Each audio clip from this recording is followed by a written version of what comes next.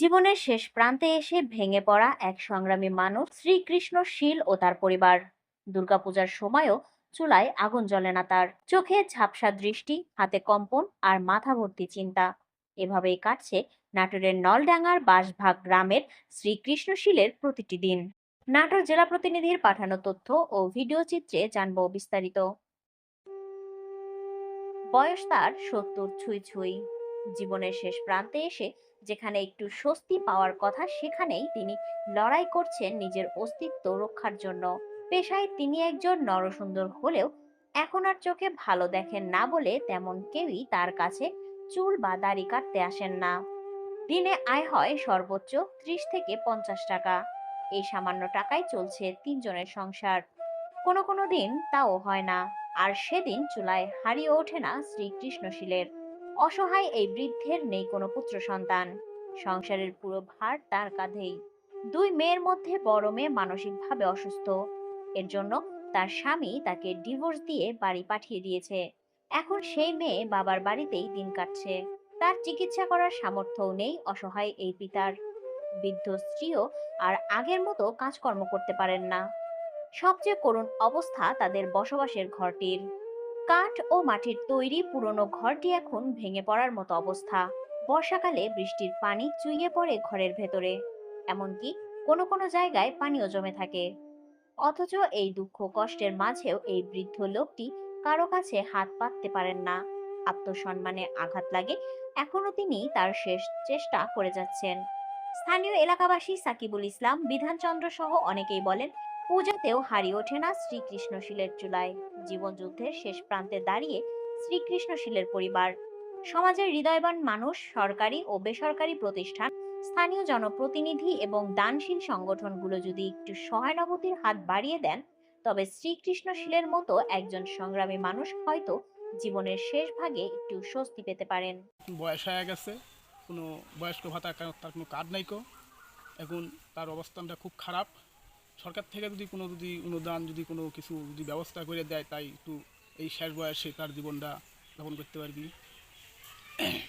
তারপর আপনার একটা ঘরের ব্যবস্থা যদি করে দেয়, সেটা এখন শেষ বয়সে ভালো দিকটা থাকবি।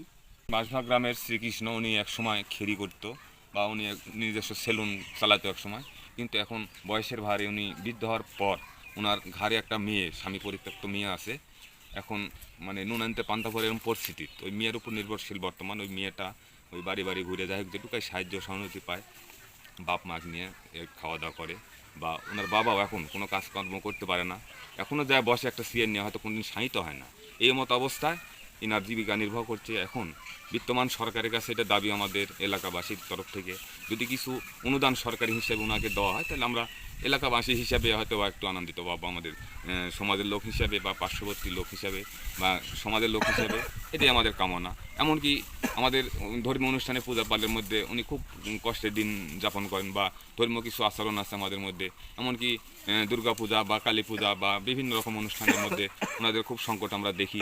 এমনকি আমরা সামাজিক থেকে ওনার কাছে চান্দাও নেওয়া হয় না, এরকম পরিস্থিতিভাবে ওনার মানে জীবন নির্বাহ করে। এটাই আমরা দাবি করছি। চলে যে বাড়ির পরিস্থিতি দেখতেছেন, ঘর দিয়ে পানি পড়ে বা চালা ফুটা এই ধরনের মানে কোনো রকমের জীবিকা নির্বাহ করে। যদি সরকারি কোনো অনুদান বা আর্থিক মানে ব্যবস্থা করে ওনার প্রতি, তাহলে আমরা এলাকাবাসী বা গ্রামবাসী বা সমাজের লোক হিসেবে খুবই খুশি হব। প্রবীণ শ্রীকৃষ্ণশীল মানুষটি সমাজের কাছে এক অনুরোধ রেখেছেন, যদি কেউ তার ঘরটা মেরামত করে দিতেন, একটু খাবার আর আর চোখের চিকিৎসাটা করিয়ে দিত, তাহলে বাকি জীবনটা শান্তিতে কাটাতে পারতেন। এই বয়সে আমি কষ্ট করে খাই, কি করে চলবো, কিভাবে? একটা মেয়ে আছে, মেয়ে নিয়ে চলতে পারিনি, তাই চায়া চিন্তা আনে, ভিক্ষা করে আনে, তাই আমরা খাই। আর ছেলেও নাই, কেউ নেই, পানি ভিজাই যাই, কি করবো? এখন ওই দুঃখ করেই থাকি, কষ্ট করে থাকি। শেষ বয়সে না খায়া খায়া থাকি, কি করে থাকি, হাল কষ্ট। ওই 10-12 বছর পরের থেকে করি। আমার এখন কাজ আর চলে না, কাজ করতে আর পারছি না। আমার 3টা পোষ্য, আমার কাজ কামে ঠিক মতন আমি চলতে পারি না, কাজ কাম হয় না। আর তো 3টে বাড়িতে, এক ঘরের সংঘর, আর রান্নাঘর তো দেখলি সব কিছু।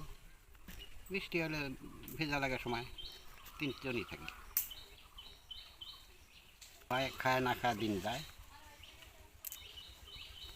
এই বয়সে আমার কাজ চলে না, কবে চলবো কী করব আপনারা একটু দেখেন দয়া করে। নলডাঙ্গা উপজেলা সমাজসেবা কর্মকর্তা সুমন সরকার বলেন, অনগ্রসর জনগোষ্ঠীর জন্য তাদের বিশেষ ভাতার সুবিধা রয়েছে। শ্রীকৃষ্ণশীল আবেদন করলে ভাতার ব্যবস্থা করে দেওয়া যাবে। মানে আমাদের অনগ্রসর জনগোষ্ঠীটা ভাতা আছে বুঝছেন, বিশেষ ভাতা। 50 বছরের উপরে বয়স হলে পরে যারা এই যে সেলুন ছোট ছোট কাজের সাথে জড়িত, নাপিত, হরিজন সম্প্রদায়, হ্যাঁ, এগুলো একটা ভাতা আছে। যদি নাপিত হয়ে থাকে তাহলে আমরা যে আমাদের একটা ভাতা করে দেওয়া যেতে পারে।